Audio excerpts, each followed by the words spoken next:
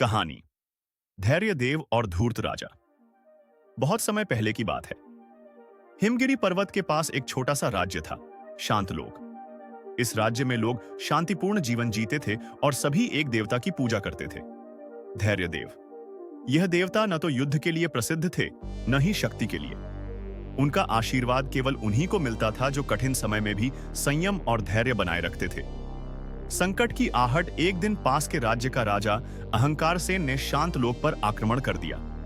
उसने राजा वीरनायक को चुनौती दी, अगर तुम 3 दिनों में मुझे हार नहीं मानते तो मैं तुम्हारा राज्य जला दूंगा। राजा वीरनायक ने गुस्से में सेना इकट्ठी करनी चाहिए, लेकिन राज्य की जनता डर के मारे बिखर चुकी थी। युद्ध तय था, पर राजा परेशान था। धैर्यदेव की परीक्षा रात को राजा वीरनायक ने धैर्यदेव की मूर्ति के सामने घुटनों पर आकर प्रार्थना की, हे धैर्यदेव, मुझे शक्ति दीजिए या मुझे मार्ग दिखाइए। उसी रात उसे स्वप्न आया।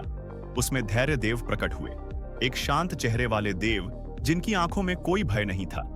धैर्यदेव बोले, वीरनायक, जो दिख रहा है वह सब कुछ नहीं होता, जो नहीं दिख रहा वही समाधान है। याद रखो, धैर्य ही असली शौर्य है। राजा समझा नहीं, पर उसने सेना जुटाने का विचार छोड़ दिया। उसने तीसरे दिन तक इंतजार किया। युद्ध नहीं, बुद्धि से जीत। तीसरे दिन जब अहंकारसेन की सेना आई तो उन्हें शांतलोक खाली सा लगा। राजा ने एक संदेश भिजवाया, हम लड़ना नहीं चाहते, पर अगर आप लड़ना ही चाहते हैं तो आइए, मैं अकेला आऊंगा और आप भी अकेले आइए। यह सुनकर अहंकारसेन को हंसी आई। वह सोचने लगा कि यह कैसा राजा है जो युद्ध छोड़कर वार्तालाप कर रहा है। जैसे ही वह अकेला पहुंचा, शांतलोक के लोगों ने पहाड़ियों से रास्ता बंद कर दिया।